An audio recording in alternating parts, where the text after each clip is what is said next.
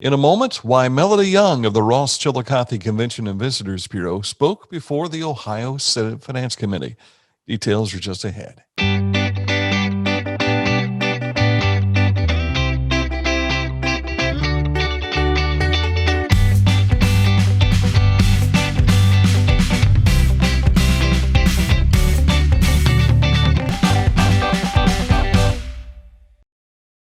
Joined now by Melody Young and Boo Boo. Hi, Boo Boo. Melody Young is the executive director of the Ross-Chillicothe Convention and Visitors Bureau, one of our sponsors of Litter Media Live. But you also have several other hats that you wear, more than being Boo Boo's mommy. That's the most important job, but you also are part of the Ohio History Connection. You represent the Appalachian territories as well, and you are stumping for the World Heritage status for our community as well. So give us an update on why you were at the State House on Thursday. Sure, absolutely. So with the Ohio History Connection site, we have 50 sites in Ohio, including one here in Ross County, which is Adena Mansion and Gardens. And we were requesting the Senate to give us a bump of about $700,000 in the next 2-year fiscal year budget. And that $700,000 would be spent for site securities at some of the locations. One of our locations is Serpent, Mound in Adams County, and needs some additional security down there. So that was one of our asks. And then just to really enhance the visitor experience at the other 49 sites, along with a small piece of security at some of those sites. But for me, the big deal was we were asking for $100,000 for the Senate to put aside for our World Heritage inscription, which we have been working on since 2008. And it's coming along very nicely. We're actually probably a little ahead of schedule. That's one thing the pandemic worked for our favor. So we had a little more time to not seeing visitors, but really to concentrate on that application. So myself and Beth Jenkins, who is the site manager at Serpent, she testified on Wednesday, and then I testified yesterday, really just to do that increased budget line funding. So we will see. Crossing your fingers now and hoping that it turns out okay. Yeah, well, we're always, and I think it's important for our elected officials to see the passion that we have for our communities and our sites. So I think it's really important to be that face sometimes. It's harder to say no to someone if you're asking them directly one-on-one than just doing a testimony and sending it off. So hopefully it'll make an impact. Was it, what was the response like? Because I know you've got to make your pitch to representatives from Geauga County, Yes. Lake County, places that probably have never come down to visit and see what the Serpent Mound or the Adena site is all about. So I think the World Heritage piece, everyone realizes what that can mean for Ohio in general. I mean, we don't have any World Heritage sites yet in our state. So I think everyone in that finance committee is well aware of what that could mean, not just for Ross County and Southern Ohio, but for the state of Ohio. So they have supported us from day one, both financially and pushing the application process through Washington. So we do have a lot of support there. So they were very encouraged about where we were and what the future lies. But I can tell you there was 50 other people testifying for different things. You know, everyone needs more funding for this or the other. So we'll see. And I guess asking for the amount that you asked for, you may not get it. You'd be happy if you got it, even if they gave you more than that. Yes, so we asked for an additional $700,000 in line 360-502 in the Ohio budget. So it was very specific.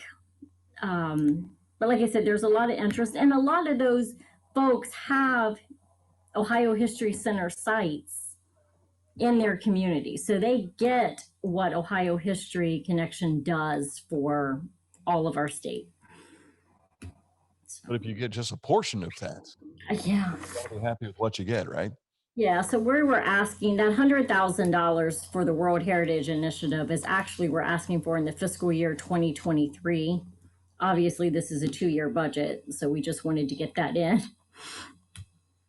So you got to state your case while you have the opportunity. We do. So I was very fortunate to have the opportunity and very willing ears to listen to the pitch. What's it like to stand before them as a girl from Pickaway County, you know? So it's funny. I called Jean and Christy when I was done, and I'm like, I'm done. They're like, yeah, we watched you on live stream. And I said, usually once I start talking, I am totally good. I was on 23 South and still a nervous wreck. So, and it's not even the first time I've testified. So it's not even, it was totally new. But like I said, the passion is there for this project and for our sites. And I think they've seen that. Uh, we, I think, take for granted the importance of this mission, especially World Heritage status, because I think one of the most difficult things is it's a long process. Yes. I mean, it's not just something that's going to take a year; it is Mm-hmm. multiple years. Mm-hmm. But in that same vein, you take a look at the criteria to meet World Heritage status, and you think, good golly, this is in our backyard. These mounds are architectural, uh, you know, odysseys, Mm-hmm. and the time period that they were built. We've heard it stated that they are our Egyptian pyramids. They are 100%. And like I said, I do think we take them for granted because they've always been here. I remember growing up as a kid, we would go over to Mound City at the time and roll down the mounds. I mean, you could still do that. Or, there was one that was cut through that you could walk through and see the stuff. Do you remember that one? Oh yeah, So I do think that we sometimes forget the magnitude that we truly, how fortunate we are to have these and how the rest of the world can't wait to see them. So we had visitors in the other day from Arizona that specifically came to Ross County to see Hopewell. and that seems shocking for some people, I'm sure, but for those of you, especially in the tourism side, you see that being a hotel stay, you see Mm-hmm. someone eating dinner somewhere, and That's right. tax dollars start to benefit us here locally. Yeah. So not only, like I said, yeah, not only do they stay all night, but they do eat locally. They buy gas locally. Guarantee you, they were downtown shopping locally. That's the advantage. And our goal was to get them to stay here multiple days. So we have a lot to offer. Tecumseh's opening here in a couple weeks. A lot of people will come in a day early or a half a day early to catch Hopewell or Adena before they see Tecumseh. So, it's very important. And it's really nice how well our partners work together. If you go to Hopewell and say, what else is there to do? They're ready to tell you. If you go to Adena, what else can you do? They're ready to tell you. So it's really encouraging when you see that and how well they work. And I think they all understand the importance of networking and Mm-hmm. each other, because if it helps me, it's going to help you. Yes, absolutely. And if you stay at these hotels, or I walk in the front desk a lot, and they are always sending people downtown. We know that visitors don't want to eat at a chain restaurant that they have in their own backyard.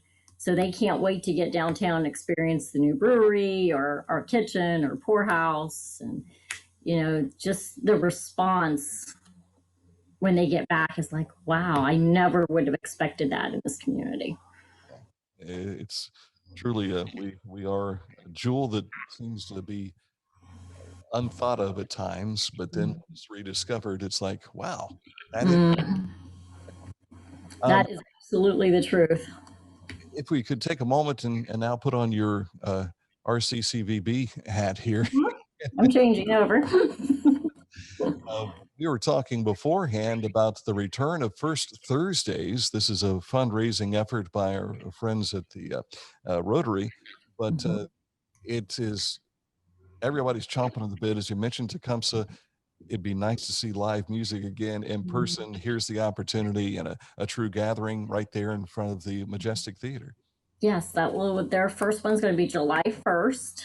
And then the second one will be the first Thursday in August, which I don't know that date off the top of my head. But everyone remember July 1st because we can't wait to get you back downtown to enjoy some beverages, some local food, and to buy a pop or a water from the Majestic because that's one of our fundraisers for the year as well. And as we talk today, yesterday was the first Thursday in June. So I think a lot of folks are like, we missed one more. So that's four straight. Yeah, they just wasn't sure, one, if the restrictions were going to be lifted. And, restaurants are having a struggle. I mean, everyone's having a struggle getting employees. Did they have enough to also have a booth? That's still yet to be determined. I know it's going to happen one way or the other, whether it's food trucks out in the parking lot or if it's our local vendors in the courtyard. But they are definitely coming back. We this week had a movie company here, Mm-hmm. actually an actual true film, and so that added more people to hotels, no question there. It But did. another production company we've been waiting on seeing is the production of Our Town, the Town series from WOUB. Mm-hmm. So it will be happening. The movie will actually take place September 26th at the Majestic Theater. But it really talks about how Chillicothe was developed. So how did it start? Why are we where we are today? And everything in between. So we've got some really good sponsors to help bring that production to town. And they are here they have actually been filming for about the last 13 months. But they're putting everything together. So they will be here at our office on July 13th to tell us where they stand and how else we can help them. I got to believe also that, this being in September, restrictions are going to be lifted. And Restrictions, we can open at 100% today. that's good to hear because, Yes. only having what, 25% of the people in the Majestic Theater. Yeah, that was only 74 folks. So that's a tough sell. Exactly. So the intimacy will be back again. And everyone keep their fingers crossed. Put my Majestic hat on for a second. We are hoping to have the air in the theater by September. So that's part of the capital bill project. Fantastic. Tell you, the roof and the air condition will be the first two projects that we hopefully get completed by fall. Great, great. I know the Majestic also will have more programs coming up. You've got things on the schedule, so looking forward to that, and we'll certainly be talking about that in the days to come. But we wanted to get an update on at least the Our Town movie production that will be shown again September 26th. That'll be a Sunday. So prepared for that. If you have you started selling tickets for that yet? We have not, so we'll wait until we touch base with them to make sure that everything is on track before that opens up. And that will also be shown on the TV on WOUB. So if you can't enjoy it that night at the Majestic, you can also catch it on WOUB. It'll be a hot ticket. Yes, going to be there, certainly. absolutely. All right, very good. We hope that we'll be able to see a recording of your testimony before the Ohio Senate. I saw that the June 2nd presentation was available yesterday, so perhaps later today or sometime weekend, the June 3rd will appear. So we'll get a chance to see everything you had to say, and we're so nervous about. So it was actually fun. Like, it is crazy where you end up in life, or like what you think. I mean, who would have thought 20 years ago that I'd be standing in front of a U.S. Senate, Ohio Senate, to make a pitch for, a $700,000 budget line item.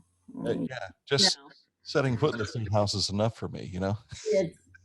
If you haven't toured it, I suggest everyone to go take that tour. That is something we've been invited to do, so we hope to get that done this summer. So it is on the agenda for Litter Media. Very good. Well, Melody, thank you for your time. Thanks for your efforts to help not only Ross County, but counties beyond as well. So that's our goal. We want Ohio as a whole to be successful.